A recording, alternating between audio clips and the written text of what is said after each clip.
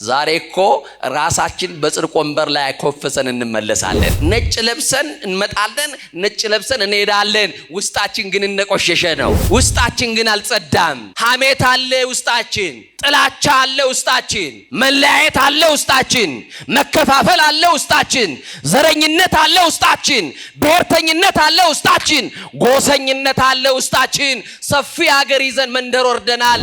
እንዲህ ባለ ቆሻሻ ማንነት ውስጥ ነጭ ያለበሰን ከክብራችን የተነሳ አይደለም።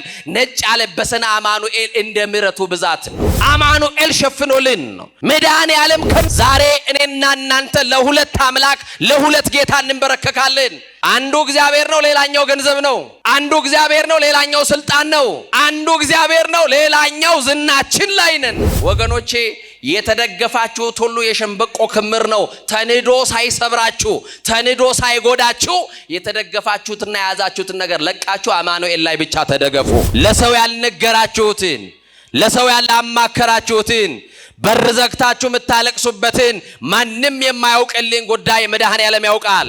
ለብቻችን የምንጨናነቅበትን ጉዳይ፣ ጣራ እየቆጠርን የምናድርበትን ጉዳይ አማኑኤልና እኛ እንተዋወቃለን። እንዴት አይነት የመከራ ሌሊት እንደምናሳልፍ፣ እንዴት አይነት የኑሮ መንገሽገሽ ውስጥ ኑሮ እንዳንገሸገሸን፣ ወጥቶ መግባቱ እንደሰለችን፣ እንዴት አይነት አጣብቅኝ ህይወት ውስጥ እንዳለን ከሐሳብ አስቀድሞ የሚያውቀው እግዚአብሔር ዛሬ ማን ያውቃል የማንን ቋጠሮ እንደሚፈታ? ዛሬ ተረኛው ማን ይሆን? የዘመናት ጥያቄን በቅጽበት የሚመልሰው እግዚአብሔር፣ ለጥያቄያችን መልስ የሆነው አማኑኤል ዛሬ ነገራችንን በሱ አስደግፈን መልስ አልባ የሆነው ጥያቄያችን መልስ አግኝቶ ውድቀታችሁን በሚፈልጉ ሰዎች እጅ ላይ አማኑኤል አይጣላችሁ። ጉድጓድ በሚቆፍሩላችሁ ክፉ ሰው እጅ ላይ እግዚአብሔር አይጣላችሁ። አንድ ጊዜ እጄ ላይ በገባ ብሎ ቀን በሚጠብቅልህ ክፉ ሰው እጅ ላይ አይጣል። ከወደቅን የማን እጅ ይሻለናል? ብንወድቅ የሚያነሳን የማን እጅ ብቻ ነው? ለመውደቅ ስንፍገመገም የሚደግፈን ማን ብቻ ነው? የዘመመው ጎጆአችንን ያቆመልን ማን ብቻ ነው? በፈረሰው ቅጥራችን ላይ ሙሉ ሆኖ የሚቆምልን ማን ብቻ ነው? ቤተ ዘመድ ተሰብስቦ የማይፈታልን የህይወታችንን እንቆቅልሽ የሚፈታ እግዚአብሔር፣ ድብቅ ጸሎታችንን የሚያውቅ እግዚአብሔር። ታውቃላችሁ እንዴት እንደተኛችሁ ግን እንደተነሳችሁ አታውቁም። በእንቅልፍ እንዴት አይነት ዓለም ውስጥ እንደነበራችሁ አታውቁም፣ አታስተውሉም። ደግፎ ያነቃችሁ ማን ነው? ወጣችሁ ለመግባታችሁ ዋስትናችሁ ማን ነው? ተኝተን ለመነሳታችን ዋስትናችን ማን ነው? እኛ እኮ እርግጠኛ ነን አይናችንን የምንከድነው አማኑኤል ስላለ ብቻ ነው። እውነት አስቡ። አንዳንድ ሰዎች በድፍረት አባትነታችንና ክህነታችንን ይረሱና በውስጥ መስመር ይጽፉልናል። እየሰማችሁኝ ነው? በጣም ነውር የሆኑ ነገሮች ፕሮፋይላቸው ሲታይ የእመቤታችን ስዕል አለው። ፕሮፋይላቸው ሲባል የኢትዮጵያ ኦርቶዶክስ ተዋሕዶ ቤተክርስቲያን አርማ አለው። እናቶቼ ነገሩኝ፣ ዛሬ መሽቶ ሲነጋ ኪዳን እየሄዳችሁ መንገድ ላይ ከሰዎች ጋር ስትገናኙ እንዴት አደርሽ ወይዘሮ ገሌ ስትባይ እግዚአብሔር ይመስገን እንላለን አይደል? ግን ቀጥለን ደግሞ የምናቀርባት ደግሞ ሮሮ አለች አይደል? ባክሽ ሌሊቱን ሲቆርጠኝ ሲፈልጠኝ አደረ እንላለን አይደል? ምን አዳር አለ ብለህ ነው? ሌሊቱን እኮ ነው እንዲሁ ነው የነጋልኝ እንላለን። ግድ የለም ስትገላበጥ ብታድርም ሌሊቱን ያነጋልህ ማን ብቻ ነው? ሲቆረጥምም ሲፈልጥም ብታድር ሌሊቱን ለሞት ያላደረገብህ ደግፎ ያነሳ ማን ነው? ከትልቁ ከእግዚአብሔር ጋር ተጣብቃችሁ ምን ይጎድልባችኋል? አማኑኤልን ይዛችሁ፣ መድኃኔ ዓለምን ይዛችሁ፣ የሁሉ ባለቤት ላይ ተደግፋችሁ፣ የሁሉ ባለቤት ጋር እየተንበረከካችሁ ምን ታጣላችሁ? ምን ይጎድልባችኋል? ወገኖቼ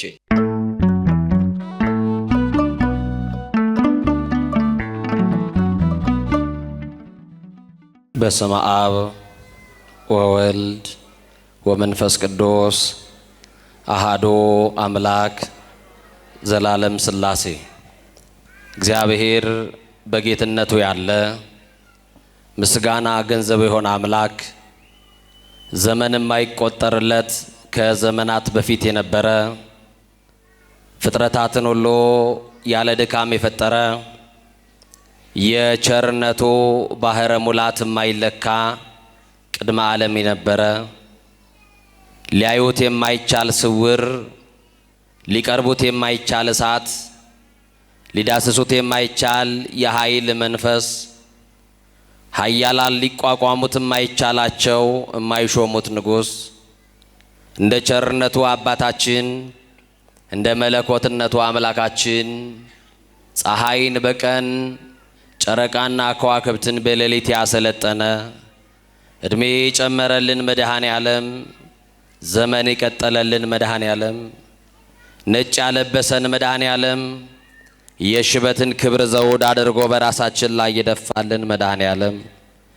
በማያኖሩ ሰዎች መካከል የሚያኖረን መድኃኔ ዓለም፣ ወጥተን ስንገባ ተኝተን እስክንነሳ የማይለየን መድኃኔ ዓለም፣ በአደባባይ የነበረው ታሪካችንን በጓዳ የከተተልን መድኃኔ ዓለም፣ ገመና ሸፋኝ ጓዳ ከታች ከባት ያበሳ የሆነው የድንግል ልጅ አካላዊ ቃል ኢየሱስ ክርስቶስ ለስም አጠራሩ ክብርና ምስጋና አምልኮና ውዳሴ ለገናናው ስሙ ይሁን። እጅግ ተወዳጁ አባታችን ሊቀ ማእምራን መምህር ታረቀኝ አግማሴ እዚህ ታሪካዊ ካቴድራል ዋና አስተዳዳሪ፣ የዚህ መንጋ ጠባቂ፣ የሁላችን አባት ክቡር መምህራችን ሊቀ ማእምራን መምህር መሰረት ድንቆ የዚህ ካቴድራል የስብከተ ወንጌል ክፍል ኃላፊ፣ አባቶቼ ካህናት፣ አሃው ዲያቆናት፣ የልዑል እግዚአብሔር ቤተሰቦች፣ የክርስቶስን የመንግስቱን ቃል በዓለም መድረክ የምታስተላልፉ የሚዲያ አካላት ሁላችሁም በወደደንና ባከበረን ደግሞም ባፈቀረን በሰላማችን ራስ በኢየሱስ ክርስቶስ ስም ሰላም እላችኋለሁ። እንደምን ዋላችሁ? እንደምን ሰነበታችሁ? እንደምን ቆያችሁ?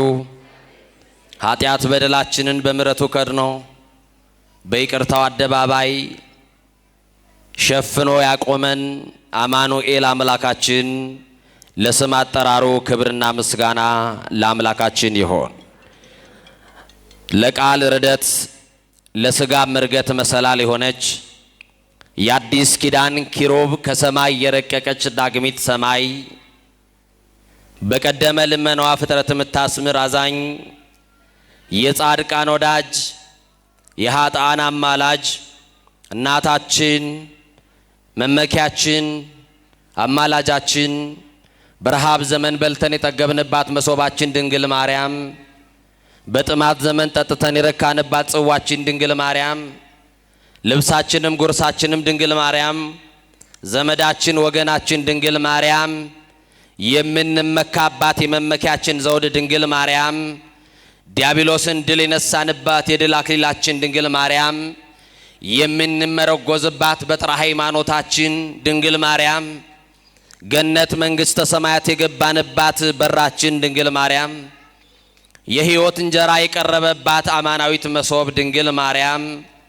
ከፍ ከፍ ያልንባት መታያችን ድንግል ማርያም፣ ከሞት ወደ ሕይወት የተሸጋገርንባት ድልድያችን ድንግል ማርያም፣ ከኃጢአት ስጥመት የዳንባት መርከባችን ድንግል ማርያም፣ በመላእክት በደቂቀ አዳም በልዑላኑ በትሑታኑ በሰማይና በምድር ንግሥት ውድስት የሆነች ድንግል ማርያም፣ መርገመ ሥጋ መርገመ ነፍስ የሌለባት ድንግል ማርያም፣ በረከተ ሥጋ በረከተ ነፍስ እያማለደች የምታሰጥ ድንግል ማርያም፣ ሥላሴ ክብር የክብር ክብር ያጎናጸፏት ድንግል ማርያም፣ የሕይወት መሰላል ከመንጸፈ ደይን ወደ ገነት ከሐሳር ወደ ክብር ከጨለማ ወደ ብርሃን የወጣንባት እናታችን አዛኝቷ የመድኃኔ ዓለም እናት የኔና ያንቺ እናት ድንግል ማርያም የጭንቅ አማላጅ እንባችንን ያበሰችልን በጭንቅ ቀናችን ያረጋጋችን ወላዲተ አምላክ ክብሯ ከፍ ያለ ነው፣ የገነነ ነው። አመስግኗት። እጃችሁ እንኳን ለማርያም እንዴት እንደሳሳ ባላቅም በጣም ሳስቷል። የምትወዷት በቀራንዮ አደባባይ እንደ ብራና ተወጥሮ የሞትን መግቢያ የሞትን ማሰሪያ የቆረጠልን የሞትን መውጊያ የቆረጠልን በከበረ ደሙ ፈሳሽነት የተቤዠን ከዘላለም ሞት ያስመለጠን አማኑኤል አምላካችን ለመድኃኔ ዓለም ክብር ይሁንለት። ከፍ አድርጋችሁ አመስግኑ። ማን የከበረ ይሆን? ማን ያውቃል? ወገኖቼ ዛሬ በዚህ ጉባኤ መድኃኔ ዓለምን የማንን ጥያቄ እንደሚመልስ ማን ያውቃል? መድኃኔዓለም ዛሬ ጥያቄያችሁን ዛሬ መልስ ሊመልስላችሁ በጓደኛ ተጠርታችሁ የመጣችሁ ትኖራላችሁ። ድንገት እግረ መንገዳችሁን የገባችሁ ተሳልሜ እመለሳለሁ ብላችሁ ድንገት የተቀመጣችሁ ትኖራላችሁ። የዘመናት ጥያቄን የሚመልሰው እግዚአብሔር፣ የተዘበራረቁትን የኑሯችን ጉዳይ የሚሰበስብልን እግዚአብሔር፣ እንደ ሰው የነገርነውን አይደለም ዝምታን የሚሰማው እግዚአብሔር፣ በዝምታችሁ ውስጥ ያለውን ጩኸት መድኃኔዓለም ይስማ። ለሰው ያልነገራችሁትን፣ ለሰው ያላማከራችሁትን፣ በር ዘግታችሁ የምታለቅሱበትን ማንም የማያውቅልን ጉዳይ መድኃኔዓለም ያውቃል። ለብቻችን የምንጨናነቅበትን ጉዳይ፣ ጣራ እየቆጠርን የምናድርበትን ጉዳይ አማኑኤልና እኛ እንተዋወቃለን። እንዴት አይነት የመከራ ሌሊት እንደምናሳልፍ፣ እንዴት አይነት የኑሮ መንገሽገሽ ውስጥ ኑሮ እንዳንገሸገሸን፣ ወጥቶ መግባቱ እንደሰለችን፣ እንዴት አይነት አጣብቅኝ ህይወት ውስጥ እንዳለን ሰው ያውቅልንም። ማን ግን ያውቃል? ስልጣን የማይፈታውን የሚፈታው መድኃኔዓለም፣ ገንዘብ የማይፈታውን የሚፈታው መድኃኔዓለም፣ ቤተ ዘመድ ተሰብስቦ የማይፈታልንን የህይወታችንን እንቆቅልሽ የሚፈታ እግዚአብሔር፣ ድብቅ ጸሎታችንን የሚያውቅ እግዚአብሔር፣ እምቅድመ ህሊና ኩሎ ያአምር የተባለ እግዚአብሔር፣ ከሐሳብ አስቀድሞ የሚያውቀው እግዚአብሔር ዛሬ ማን ያውቃል የማንን ቋጠሮ እንደሚፈታ? ዛሬ ተረኛው ማን ይሆን?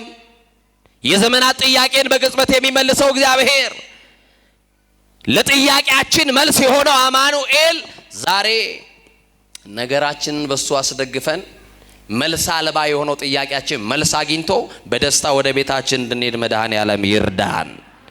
ሊቃውንት ለአእምሮ ዋዘኞች ለጆሮ እግዚአብሔር ደግሞ ለልብ ይናገራል። ሊቃውንት ለአእምሮ ከነገሩን ዋዘኞችም ለጆሮ ካወሩልን የልብ ወዳጃችን እግዚአብሔር ለልባችን የሚነግረን ይበልጣል። ከአለት በላይ የጠነከረው ልባችንን በፍቅሩ መዶሻ ሰብሮ የሚረባንን የሚጠቅመንን የሚያስተምረን እግዚአብሔር እናንተን አስቀምጦ ከሁላችሁ የማንሰውን እኔን ታናሹን ከፊታችሁ አቆሞ የረቀቀውን አጉልቶ የራቀውን አቅርቦ ምስጢር ገልጦ ጌታ መንፈስ ቅዱስ ሁላችንንም ያስተምረን። የትምህርታችን መነሻ የምናደርገው በአንደኛ ዜና መዋዕል ምዕራፍ 21 ቁጥር 13 ላይ ያለውን መለኮታዊ ሐሳብ በማንሳት ይሆናል። ቃሉ እንዲህ ይላል፣ ምሕረቱ ብዙ ነውና በእግዚአብሔር እጅ ላይ ልውደቅ ይላል። እስቲ ከኔ ጋር በሉ፣ ምሕረቱ ብዙ ነውና በሉ። በጣም ብዙ ህዝብ ነው ያለውና እንደው አስቸገረን እንዳትሉ በማርያም እህቶቼ፣ እስቲ እናንተ እስቲ በሉ ቀደሙና፣ ወንዶች ዝም በሉ። ምሕረቱ ብዙ ነውና፣ አያችሁ እንደ ንብ ነው ድምጻቸው፣ እንዳትበለጡ ኋላ እናንተ ስሙ በደንብ። ምሕረቱ ብዙ ነውና በሉ እስቲ። በእግዚአብሔር እጅ ላይ ልውደቅ። ምኑ ብዙ ነውና? እሺ ወንድሞቼ ቀጥሉ። ምሕረቱ ብዙ ነውና። አረ እነሱ አስተበለጠ መሰለኝ። አዳላህ እንዳትሉኝ። ምሕረቱ ብዙ ነውና በእግዚአብሔር እጅ ላይ ልውደቅ። ምኑ ብዙ ነውና? ከወደቅን በማን እጅ መውደቅ ይሻለናል? ውድቀታችሁን በሚፈልጉ ሰዎች እጅ ላይ አማኑኤል አይጣላችሁ። ጉድጓድ በሚቆፍሩላችሁ ክፉ ሰው እጅ ላይ እግዚአብሔር አይጣላችሁ። አንድ ጊዜ እጄ ላይ በገባ ብሎ ቀን በሚጠብቅልህ ክፉ ሰው እጅ ላይ አይጣል። ከወደቅን የማን እጅ ይሻለናል? ብንወድቅ የሚያነሳን የማን እጅ ብቻ ነው? ለመውደቅ ስንፍገመገም የሚደግፈን ማን ብቻ ነው? የዘመመው ጎጆአችንን ያቆመልን ማን ብቻ ነው? በፈረሰው ቅጥራችን ላይ ሙሉ ሆኖ የሚቆምልን ማን ብቻ ነው? ኧረ አማኑኤል ነው። ክብር ለስሙን መድኃኔዓለም ብቻ። ይሄንን ቃል የተናገረው ልበ አምላክ ቅዱስ ዳዊት የተናገረው ቃል ነው። ዳዊት ባለ አእምሮ ነው። ዳዊት መንፈሰ ጠንካራ ነው። እግዚአብሔር እንደ ልቤ ያለው ነው ዳዊት። ይገርማችኋል፣ ዳዊት እንደኔና እንደናንተ አጉረምራሚ አይደለም። አምልኮ ያውቃል ዳዊት።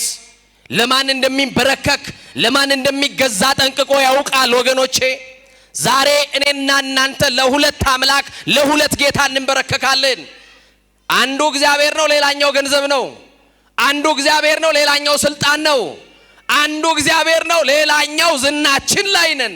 ወገኖቼ የተደገፋችሁት ሁሉ የሸንበቆ ክምር ነው። ተንዶ ሳይሰብራችሁ ተንዶ ሳይጎዳችሁ የተደገፋችሁትና የያዛችሁትን ነገር ለቃችሁ አማኑኤል ላይ ብቻ ተደገፉ። ማን ያስደግፋል? ኧረ ንገሩኝ፣ ማን ያስደግፋል? ብትደገፉት ክንዱ የማይዝል ማን ብቻ ነው? ኧረ ለአማኑኤል ክብር ይሁንለት ለመድኃኔዓለም እሱ ብቻ። እና ወገኖቼ ቅዱስ ዳዊት እንዲሁ አይደለም ባለ አእምሮ ነው ያልኳችሁ። መሽቶ ሲነጋ በእግዚአብሔር ፊት አያጉረመርምም። እናቶቼ ንገሩኝ፣ ዛሬ መሽቶ ሲነጋ ኪዳን እየሄዳችሁ መንገድ ላይ ከሰዎች ጋር ስትገናኙ እንዴት አደርሽ ወይዘሮ ገሌ ስትባል እግዚአብሔር ይመስገን እንላለን አይደል? ግን ቀጥለን ደግሞ ምናቀርባት ደግሞ ሮሮ አለች አይደል? ባክሽ ሌሊቱን ሲቆርጠኝ ሲፈልጠኝ አደረ እንላለን አይደል? ምን አዳር አለ ብለህ ነው? ሌሊቱን እኮ ነው እንዲሁ ነው የነጋልኝ እንላለን። ግድ የለም ስትገላበጥ ብታድርም ሌሊቱን ያነጋልህ ማን ብቻ ነው? ሲቆረጥምም ሲፈልጥም ብታድር ሌሊቱን ለሞት ያላደረገብህ ደግፎ ያነሳ ማን ነው? ለዚህ ነው ልበ አምላክ ቅዱስ ዳዊት እንዲህ አለ፣ አንሰ ሰከብኩ ኖምኩ ተንሳይኩ እስመ እግዚአብሔር አንሳኒ ይላል። ጠዋት ተነስቶ በማለዳ እግዚአብሔር ላይ አያጉረመርምም። እንዲህ ነው የሚለው። እንዴት እንደተደግፎ እንደተነሳ ያውቃል። ታውቃላችሁ እንዴት እንደተኛችሁ፣ ግን እንደተነሳችሁ አታውቁም። በእንቅልፍ እንዴት አይነት ዓለም ውስጥ እንደነበራችሁ አታውቁም፣ አታስተውሉም። ደግፎ ያነቃችሁ ማን ነው? ወጣችሁ ለመግባታችሁ ዋስትናችሁ ማን ነው? ተኝተን ለመነሳታችን ዋስትናችን ማን ነው? እኛ እኮ እርግጠኛ ነን አይናችንን የምንከድነው አማኑኤል ስላለ ብቻ ነው። እውነት አስት ዙሪያችንን ካዳመጥነው አይን የማያስከድን ነገር አለ። ግን መድኃኔዓለምን አምነን አይናችንን እንከድናለን። እሱም ደግሞ ታምኖ ሌሊቱን አንግቶ ደግፎ ያነቃናል። ደግፎ ላነቃችሁ ለአማኑኤል ክብር ይሁን።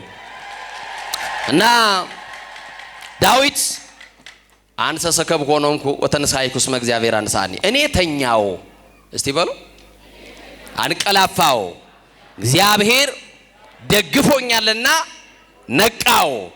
ስለዚህ ጠዋት ስትነሱ ማጉረምረሙን ተውትና እንዴት አደርሽ ስትባሉ አንድዬ ደግፎኝ ተነሳው በሉ እስቲ። ደግፎ ያነሳችሁ፣ ደግፎ ያደረሳችሁ፣ ደግፎ የጠበቃችሁ አማኑኤል ክብር ለስሙ ይሁን።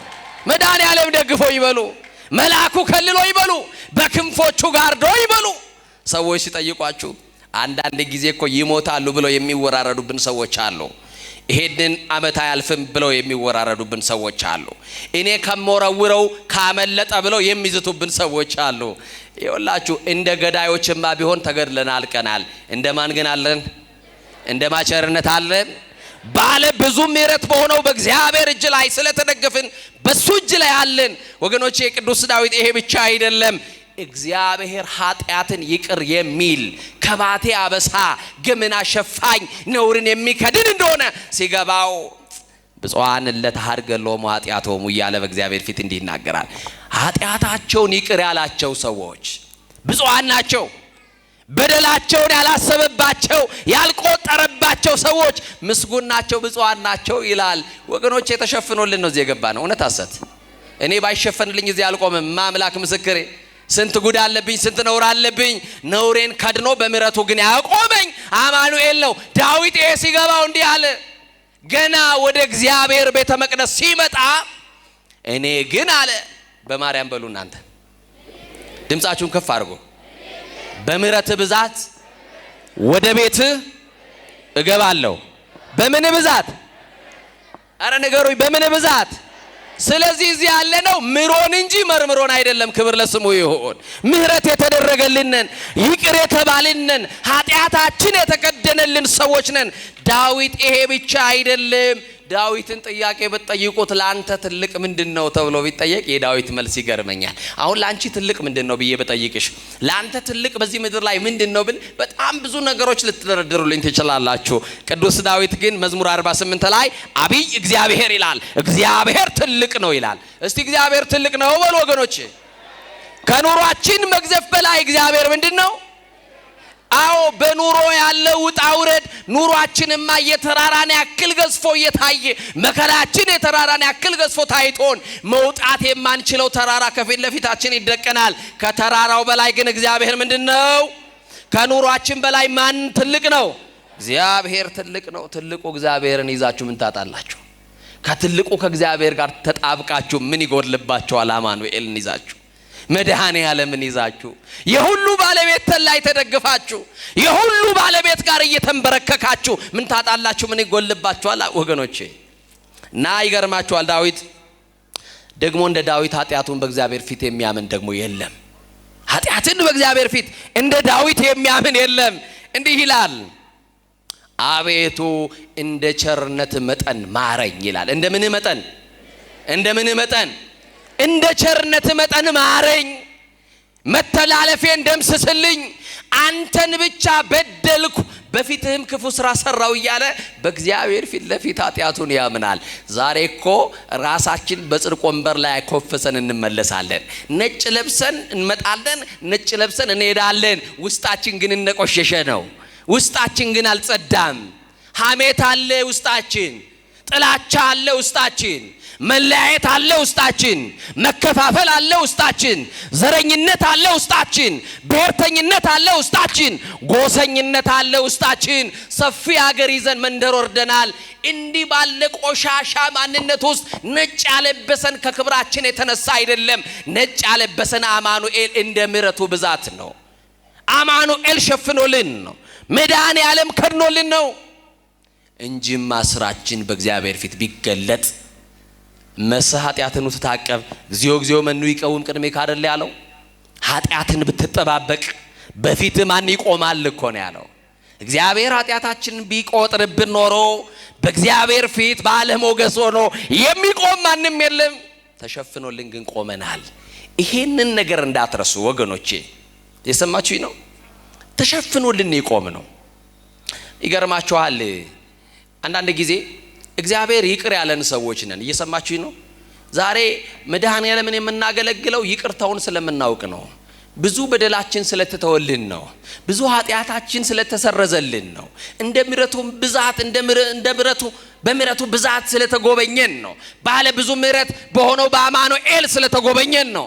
አንዳንድ ሰዎች በድፍረት አባትነታችንና ክህነታችንን ይረሱና በውስጥ መስመር ይጽፉልናል። እየሰማችሁኝ ነው? በጣም ነውር የሆኑ ነገሮች ፕሮፋይላቸው ሲታይ የእመቤታችን ስዕል አለው። ፕሮፋይላቸው ሲባል የኢትዮጵያ ኦርቶዶክስ ተዋሕዶ ቤተክርስቲያን አርማ አለው። ወገኖቼ ራእይ ዮሐንስ ላይ እንዲህ ይላል። የሰማችሁኝ ነው? ዲያብሎስም ይላል የስድብ አፍ ተሰጠው። ክርስቲያን የሚሳደብበት አፍና ልሳን አልተሰጠው። የሰማችሁኝ ነው? እንደው ጊዜው እስቲ ቢሰጠን እንደው የሰው ኃጢአት ለመቁጠር በቂ ነው። ያውን ያለን ቀሪ ሂሳብ ቀሪ እድሜያችን የሰው ምናወራበት ይሆን? ስለ ራሳችን ኃጢአት ምናለቅስበት ነው ወገኖች። ግድ የላችሁ። እኛን በድል ይሆናል፣ እኛን እናጠፋ ይሆናል፣ እኛን ደክም ይሆናል። ግን ሁሉ ስለ ራሱ ቢያለቅስ ጥሩ ነው። እየሰማችሁ ነው? ቅዱስ መጽሐፍ የሚናገረው አንዱ የአንዱን ሸክም ይሸከም ይላል። የሰማችሁ ነው? እግዚአብሔር በደላችን ስላልቆጠረ ነው። ሌላው ቅዱስ ዳዊት ህመም ሲሰማው እንዲህ ብሎ ይጸልያል። እስቲ ህመም ሲሰማችሁ ምን ብላችሁ ምትጸልዩ? እሰይ የኔ እናት ምን አሉ እናታችን? የሰማችሁ ንገሩኝ። አቤት ተሳለኒ እግዚኦ ተሳለኒ ይላል ቅዱስ ዳዊት። ማረኝ አቤቱ ማረኝ ይላል። እስቲ ሁላችሁ ማረኝ እንበሉ። አቤቱ ማረን በሉት። በቃ ይኮ ትልቅ ጸሎት ነው። አልጋ ያላዝን በሽተኞች ነን። መድኃኔ ዓለም ይማረን እና ማረኝ እያለ በእግዚአብሔር ፊት የሚጸልየው ልበ አምላክ እንደ ልቤ የተባለው ቅዱስ ዳዊት እግዚአብሔርን አሳዘነው ይላል። ማንን አሳዘነው? ወገኖቼ ወዳጃችሁን ስታሳዝኑ፣ ወንድማችሁን ስታሳዝኑ ምናልባት አባቶቻችሁን ይዛችሁ ወንድሜን በድያለሁ፣ አሳዝኛለሁ፣ ይቅር አባብሉኝ፣ አስታርቁኝ፣ ሸምግሉኝ ትሉ ይሆናል። ከመድኃኔ ዓለም ብትጣሉ ግን ወዴት ነው የምትሄዱት? መሄጃ አለን? ዳዊት ኃጢአት ሰራ፣ እግዚአብሔርን አሳዘነው። ምንድነው ዳዊት የሰራው ኃጢአት ካላችሁ በተነሳንበት የትምህርት ክፍል አንደኛ ዜና መዋዕል ምዕራፍ 21 ቁጥር 1 ጀምረን እናነባለን። እንዲህ ብሎ ይጀምራል። ከኔ ጋር ናችሁ? ሰይጣን በእስራኤላውያን ላይ ተነሳሳ ብሎ ይጀምራል። የታባቱ የመናጤ እስቲ ጥሩት። ሰይጣን በሉ እስቲ። በእስራኤላውያን ላይ ምን ነው ጥሩት ስላልኩ ፈራችሁ እንዴ? በእስራኤላውያን ላይ ተነሳሳ። ልክ ዛሬ በኢትዮጵያውያን ላይ እንደተነሳሳው ማለት ነው። ልክ በአንድነታችን ላይ እንደተነሳሳ፣ በአብሮነታችን ላይ አመድ ሊበትን እንደተነሳው፣ ሊከፋፍለን እንደተነሳው፣ ሊነጣጥለን እንደተነሳው፣ ፓርቲሽን እያካፈለ እንዳጣላን፣ ቋንቋችንን ሊያደበላልቅብን። ዛሬ ኢትዮጵያውያን የድሮ ኢትዮጵያውያን ነን። የድሮ ነው ፍቅራችን፣ የድሮ ነው መተማመናችን፣ የድሮ ነው መዋደዳችን። እንደ ድሮ ጎረቤት ሄዳችሁ ቁርስ ትበላላችሁ። የአንዱ ጎረቤት ቁርስ ከተበላ የሌላኛው ቤት ምሳ የሚበላበት ኢትዮጵያ እኮ ነበረ። በር ዘግቶ መብላቱን ማን አስተምሮ ነው ኢትዮጵያውያን? ሻክቶ የሚደፋ እህል ላይ ስስታም ያደረገን እንዴት ያለው አጋንንት ቢያገኘን ነው ወገኖች።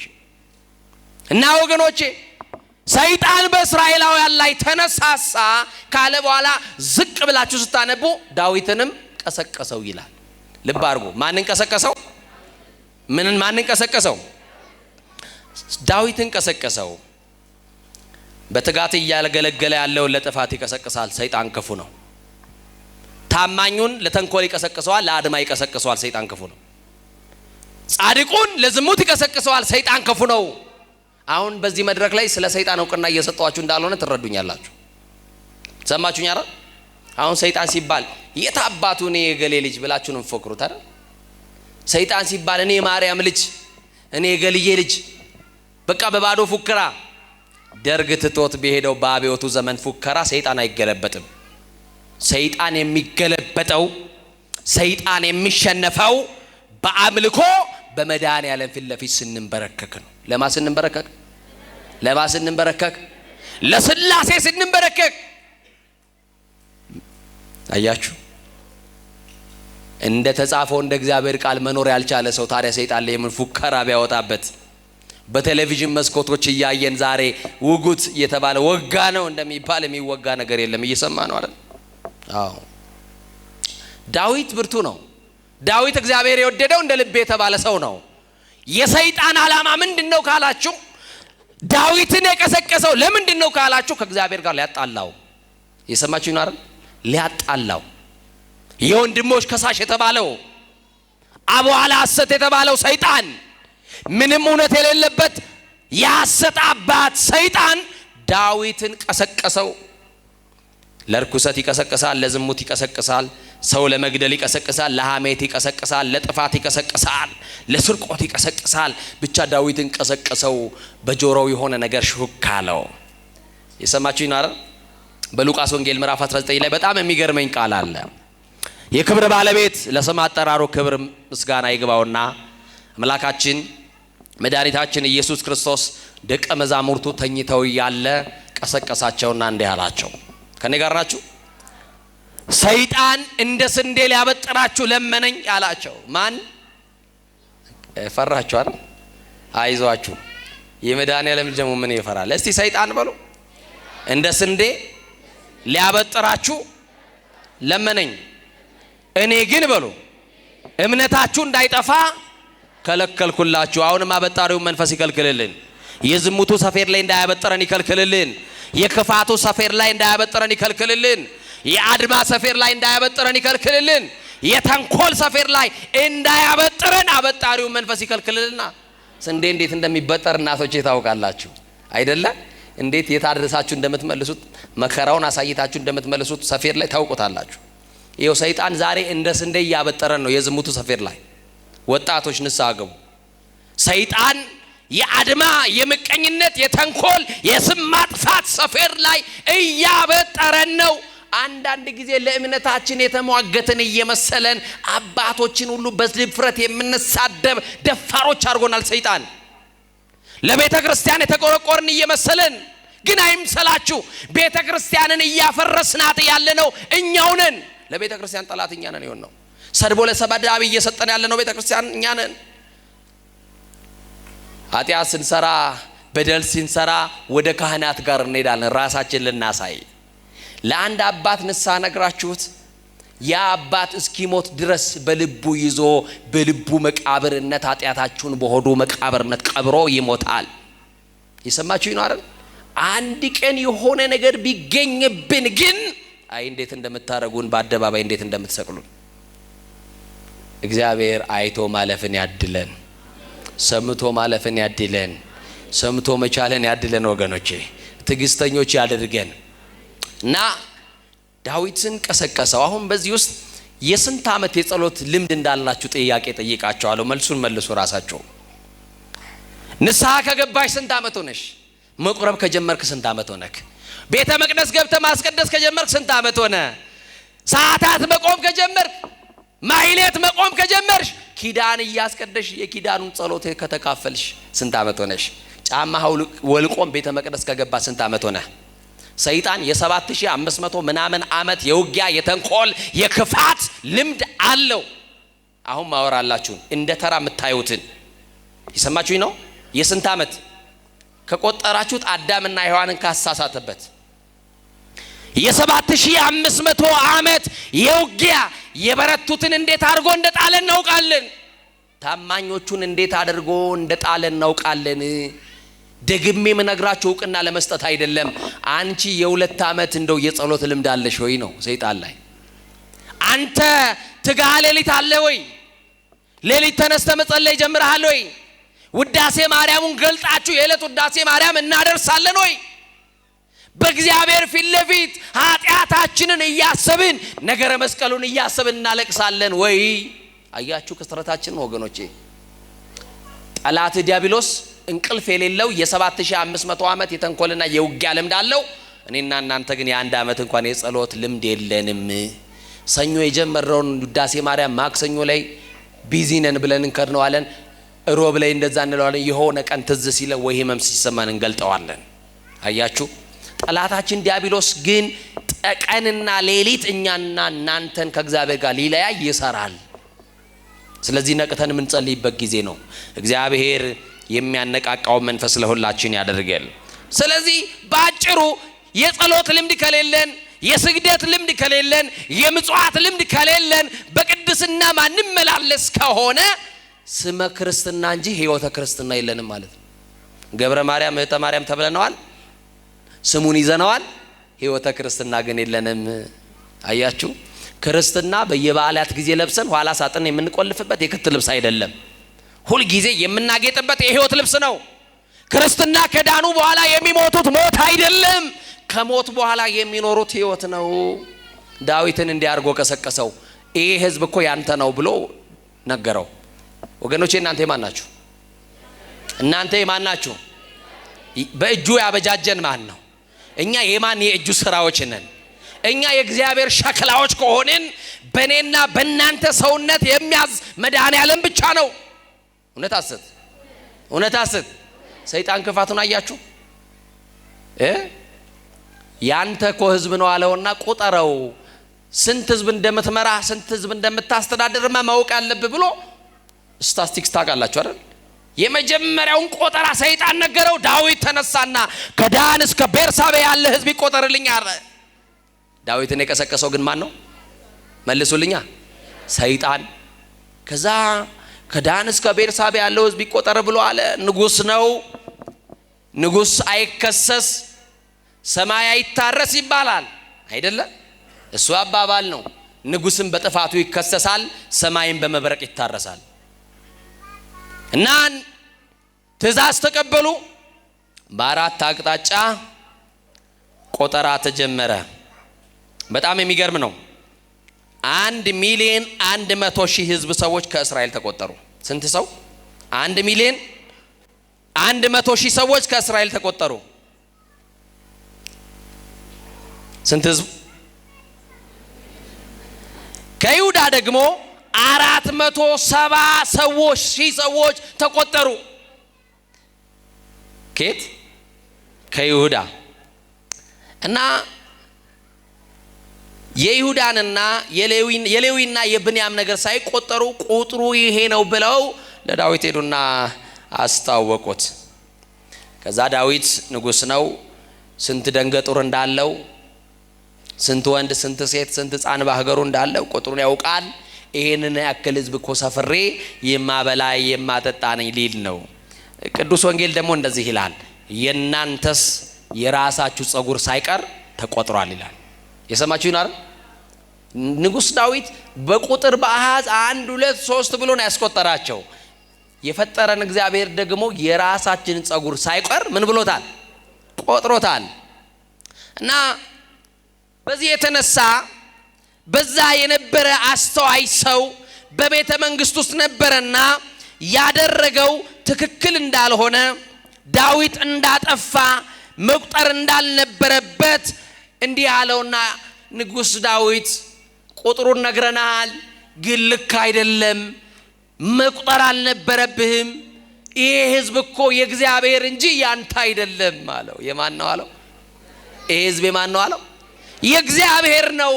ሰሪ አለው፣ ፈጣሪ አለው፣ ባለቤት አለው። አንተ ምን ቤት ነህ?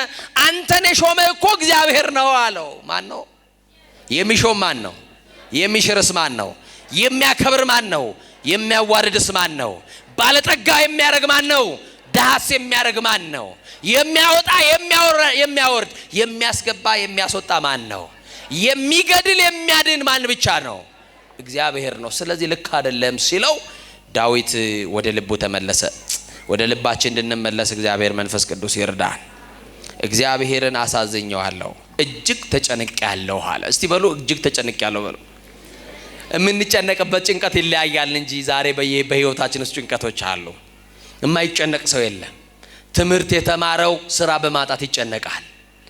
ትምህርት ደግሞ ያልጨረሰው ደግሞ ነገ ስለማለፍ ስላለማለፍ ከዩኒቨርሲቲ ግራጁዌት ስለማድረግ ኤግዚስት ኤግዛም የሚባል ፈተና ያስጨንቃችኋል አይደል? ተማሪዎች ገና ዩኒቨርሲቲ ያላችሁ ተመርቄ እወጣለሁ ወይ? ይሄ ሁሉ ራሱ ጭንቀት ነው። ተማሪው ይጨነቃል፣ አስተማሪው ይጨነቃል፣ ወላጅ ይጨነቃል፣ ልጆች ይጨነቃሉ። የምንጨነቅበት ጭንቀት ይለያያል እንጂ በእያንዳንዳችን ቤት ጭንቀት አለ። አያችሁ? የዳዊት ጭንቀት ደግሞ እግዚአብሔርን በመበደሉ ነው። ብዙዎቻችን ስለ ኑሯችን ነው የምንጨነቀው። ብዙዎቻችን ስለ ጤፍ፣ ስለ ሽሮ፣ ስለ በርበሬ ነው የምንጨነቀው። ኃጢአት በመስራታችን የምንጨነቅ ጥቂቶች ነን። በደል በመስራታችን ከእግዚአብሔር ጋር ያለን ግንኙነት በመቋረጡ የምንጨነቅ ጥቂት ነን። አያችሁ? የዳዊት ጭንቀት እግዚአብሔርን በድየዋለሁ ብሎ እጅግ ተጨንቄያለሁ አለ። እግዚአብሔር ደግሞ እንዲያደረገ ጋድ የተባለ ነብይ አስነሳና ወደ ዳዊት ላከ ይላል። ለሕዝብ ያለቃ ለዳዊት እንዲህ ብለህ ንገረው፣ በድለኸኛል በለው አለው። እስቲ ምን ብለኸኛል? ምን ብለኸኛል? በድለኸኛል። ሕዝቡን ለምን ቆጠርክ? ሳኦል በፊቴ ያደረገውን ታውቃለህ። አንተስ እንዴት ታሳዝነኛለህ ብለህ ንገረው። አደርግብህ ዘንድ የቱን ትሻለህ ብለህ ንገረው አለው። ያ ነብይ ከዋሻው ወጥቶ ወደ ዳዊት ሲመጣ እግዚአብሔር ለነብዩ ለጋድ የተናገረው ነገር እንዳለ አስተዋለ። እግዚአብሔርን በድያለሁና ወዮልኝ ብሎ ዳዊት አዘነ። ግዴላችሁም ኃጢአት በሰራችሁበት ሌሊት ስታለቅሱ ታድራላችሁ፣ ሲነጋ ግን መታችሁ ንስሐ የምትገባላችሁ ወይ? ኃጢአት በሰራንባት ምሽት ላይ ይጸጽተናል። ስናለቅስ ስናነባ እናድር ይሆናል። ሲነጋ ግን ለንስሐ ከመጣን እውነተኛ ክርስቲያኖች ነን ወገኖች። እና ጋድ መጣ። ንጉሥ ሆይ እግዚአብሔር ወደ አንተ ልኮኛል፣ እጅግ ተቆጥቷል፣ እግዚአብሔር በድለኸኛል ብሏል። አደርግብህ ዘንድ 3 ነገር በከተማህ አመጣለሁ፣ የቱን ትሻለህ? ከ3ቱ አንዱን ምረጥ አለው እግዚአብሔር። ዳዊት ምንድነው እግዚአብሔር የሚያደርግብኝ ብሎ የጋድን ንግግር ጠበቀ። የ3 ዓመት ረሃብ በሀገር ላይ አመጣለሁ፣ ይሄንን ማትመርጥ ከሆነ የ3 ዓመት የጠላት ሰይፍ አመጣለሁ፣ ይሄንንም ማትመርጥ ከሆነ የ3 ዓመት ጽኑ ቸነፈር በሽታ ሰድብሃለሁ። ከነዚህ ከ3ቱ አደርግብህ ዘንድ የቱን ትሻለህ? ምረጥ አለው። የቱን እንችለዋለን ምእመናን? አሁን ዛሬ በአመጽ ላይ አመጽ፣ በኃጢአት ላይ ኃጢአት እየደረብን፣ በርኩሰት ላይ ርኩሰት እየጨመርን እግዚአብሔር አደርግባችሁ የቱን ትሻላችሁ ቢለን የቱን እንላለን? ረሃቡን እንችላለን ወገኖቼ? ግዴላችሁ መልሱ። እንችላለን ወይ? ያውም ከእግዚአብሔር የታዘዘውን ማን ይመልሰዋል ወገኖቼ? ማንም አይመልሰው። በሽታ ቢመጣ ከእግዚአብሔር ማን ይችለዋል? የዓለም ጠቢባን ቢረባረቡበት ከእግዚአብሔር የታዘዘውን ሰው አይፈውሰው። ቸነፈር ታዘዘ፣ ጦርነት ታዘዘ፣ የጠላት ሰይፍ፣ ጽኑ የሆነ የጠላት ሰይፍ አለ። ዳዊት 3ቱንም አልመረጠም።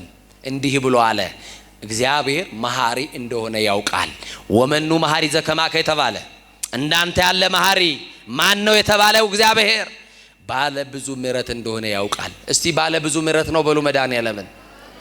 ግነዩ ለእግዚአብሔር እስመ ኄር እስመ ለዓለም ምሕረቱ ቸር ነውና ምሕረቱ ለዘላለም ነውና አለ። ቸር ነው በሉ መድኃኔዓለምን። ምሕረቱ ለምንድን ነው ይላል? ለዘላለም ይሆን ለዘላለም በየጊዜው ይቅር የሚል በየሰዓቱ በደልን የሚተው እግዚአብሔር ነው። እና ዳዊት እንዲህ አለ፣ ቸነፈሩንም በሽታውንም ጦርነቱንም ረሃቡንም የቱንም አልመርጥም፣ ምሕረቱ ብዙ ነውና በእግዚአብሔር እጅ ላይ ልውደቅ፣ በሰው እጅ ግን አልወድቅም አለ። የዳዊት ምርጫ ማን እጅ ላይ መውደቅ ነው? ሀገራችን ራሷ በማን ላይ ትውደቅ? ኑሯችሁ በማን እጅ ላይ ይውደቅ? ትዳራችሁ በማን እጅ ላይ ይውደቅ? የዘመመው ጎጆአችሁ የሚስተካከለው ማን ላይ ሲወድቅ ነው? አቤት እግዚአብሔር ላይ መውደቅ ረፍት አለው። ለዚህ ነው በመዝሙር 90 ላይ በልዑል መጠጊያ የሚኖር አለ። ማንን ተጠግቶ የሚኖር? በልዑል መጠጊያ የሚኖር ሁሉን በሚችል አምላክ ጥላ ውስጥ ያድራል። እግዚአብሔርን አንተ መተማመኛዬ እለዋለሁ አለ እኮ። መተማመኛችሁ ማን ነው? ወጥቶ ለመግባታችሁ እኮ ዋስትና የላችሁም። ዋስትናችን ማን ነው? ተኝተን ለመነሳታችን ዋስትናችን ማን ነው? ስለዚህ ዳዊት በአውደ ኦርና መስዋዕት ሰዋ፣ አለቀሰ። እግዚአብሔር ሆይ እባክህን ፊትህን መልስልኝ፣ ይቅርታ ፈጥኖ ይደረግልኝ፣ በድያለሁ፣ አሳዝኛለሁ አለና ወደ እግዚአብሔር ሲያለቅስ ከተማዋን ሊያጠፋ የታዘዘ ሰይፈ መዓቱን መዞ የነበረ ለጥፋት የተላከ መልአክ ነበረ ይላል።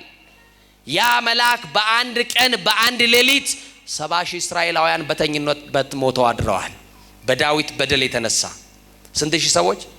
70,000 እስራኤላውያን። ቀባሪ ጠፋ፣ ሁሉ ቤት ሐዘን ሆነ። ዛሬ እኮ ሁሉ ቤት ለቅሶ አለ፣ ሁሉ መንደር ሐዘን አለ፣ ግን ለቅሶ ደራሽ የለም፣ አጽናኝ ግን የለም። እና ዳዊት በእኔ ኃጢአት የተነሳ ሕዝቤ እንዳያልቅ እግዚአብሔር ሆይ በድያለሁና ፊትህን መልስ ብሎ ወደ እግዚአብሔር ጮኸ። እግዚአብሔርም የምህረት ፊቱን መለሰ። የምህረት ፊቱን ይመልስልህ። የምህረት ፊቱን መለሰ።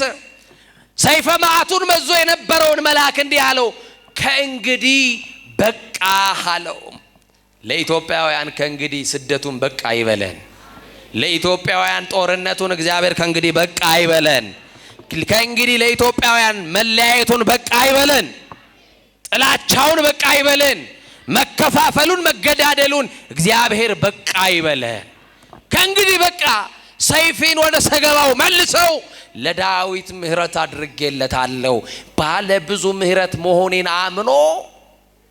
በነገራችን ላይ አንድ አባት እንዲህ ብሎ ይጽፋሉ፣ የሰው ልጅ የእግዚአብሔር የምህረቱ ጥገኛ ነው ይላሉ። እስቲ የምህረቱ ጥገኞች ነን በሉ። አሁን የተጠጋ ነው ምኑን ነው? ምህረቱን ነው። ጠዋት በነበረኝ አገልግሎት ተናግሬ ያለው ምናልባት ደግሜ ብናገረው ደስ ይለኛል። ቅዱስ ጴጥሮስን ታውቃላችሁ? ሊቀ ሐዋርያት ታውቁታላችሁ? ሊቀ ሐዋርያት ቅዱስ ጴጥሮስ በረከቱ ይደርብን። ያ የመንግስተ ሰማያት መክፈቻ የተሰጠው ቅዱስ ጴጥሮስ እና ቅዱስ ጴጥሮስ እንዲህ ለኢየሱስ ክርስቶስ አንድ ቀን በጣም ችኩል ስለነበረ ጥያቄ ጠየቀው። ቅዱስ ጴጥሮስ ጌታ ሆይ ንጉስ እንደሆንክ አውቃለሁ። አማኑኤል ንጉስ ነው አይደለም? መድኃኔዓለም ንጉስ ነው አይደለም? ኢየሱስ ንጉስ ነው አይደለም? ክርስቶስ ንጉስ ነው አይደለም? ነው። በጣም የሚገርማችሁ ቅዱስ ዳዊት እግዚአብሔር እሰ ንጉሥ ውእቱ እምቅድመ ዓለም፣ እግዚአብሔር አስቀድሞ ከዓለም አስቀድሞ ንጉስ ነው ብሎ ይናገርለታል። ንጉስ ነው። በእጅ ብልጫ ያልተሾመ ንጉስ፣ በጭብጨባ ያልተሾመ ንጉስ፣ ሰማይና ምድር ሳይዘረጋ የነበረ ንጉስ፣ ይሄን የሚታየውና የማይታየውን ዓለም አሳልፎ በንግስና ማማ ለብቻው የሚቀመጥ ንጉስ አማኑኤል ነው፣ መድኃኔዓለም ነው። እና አማኑኤል የኔ ጌታ ንጉስ እንደሆንክ አውቃለሁ። እኔ የማውቃቸው ነገስታቶች ደግሞ ቤተ መንግስት አላቸው፣ ዙፋን አላቸው፣ ወንበር አላቸው። አንተ የተቀምጠ ነው ቆይ ዓለምን የምትገዛው ብሎ ጴጥሮስ ጠየቀው ጌታን። የጴጥሮስ ጥያቄ ትክክል ነው። ጠየቀው በቃ ጌታን። ጴጥሮስ እኔ ዓለምን የት እንደማስተዳድር ብነግርህ ትገረማለህ፣ ና ላሳይ አለውና መድኃኔዓለም እጆቹን ዘረጋ። የይቅርታ እጁን ይዘርጋልን፣ የምህረት እጁን ይዘርጋልን፣ የሰላም እጁን ይዘርጋልን፣ የበረከት እጁን ይዘርጋልን። ዘረጋለት ለጴጥሮስ እጆቹን እና እጁን ዘረጋና ወደ እጄ መዳፍ ተመልከት አለው። በአጭር ቁመት በጠባብ ደረት በስጋ ማርያም የተገለጠው አንድዬ አማኑኤል ጎንበስ ብሎ ወደ እጆቹ መዳፍ ሲመለከት ዓለምን በሞላ አየ። እስክሪፕቶ በሰጣችሁ በእጃችሁ ላይ ወርልድ ማፕ ወይም አፍሪካ ማፕ በስዕል በካርታ አሳዩኝ ብላችሁ እጃችሁ ይበቃል? ለስዕል እንደው ይበቃል? አይበቃም። ምናልባት የኢትዮጵያን ካርታ ሳነሳችሁ እንደው ጂኦግራፊ በደንብ ጎበዝ የሆናችሁ ሰዎች አይደለ ታሳዩኝ ይሆናል። እንደው ከዛ ውጭ አይሆንም። መድኃኔ ዓለም ለጴጥሮስ ሲያሳይ በካርታ አይደለም፣ በስዕል አይደለም። ዓለምን በመሃል እጁ አድርጎ አሳየው። ያውም የዓለም ሕዝብ ለመድኃኔ ዓለም ግማሽና አልሞላም። የሰማችሁ ነው። ለካ ሲሰፍረን እንዲያርጎ ይጨብጠናል። አያችሁ፣ አንዳንድ ቀን እያመጽንበት እምቢ እንላለን። የጨበጠን ቀን ግን እፍኛን ሆና እና ጴጥሮስ ተገረመ። ወይኔ መድኃኔ ዓለም፣ ወይኔ ኢየሱስ የኔ ጌታ፣ ሳላውቅ አብሬ ከዋልክበት ውላለሁ፣ ካደርክበት አድራለሁ። ዓለምንማ እንደ እንቁላል ተንከባክበ በእጅ እንደያዝክ መቻወኩኝ። የተያዛችሁት በመድኃኔ ዓለም እጅ ላይ ነው፣ እንዳትፈሩ። የሚዝትባችሁ ጥርስ የሚነክስባችሁ የሚያስፈራራችሁ ሰው አለ። ግድላችሁም እኔ የተያዝኩት በመድኃኔ ዓለም እጅ ላይ ነው በሉት። ጠላታችሁ በማን እጅ? ከያዘ በማይለቀው በማን እጅ? ካስገባ በማያስወጣው በማን እጅ? በማይጥለው በማን እጅ? በማይዝለው በማን እጅ? እስቲ በእጆቹ ስለተያዛችሁ አመስግኑት መድኃኔ ዓለም።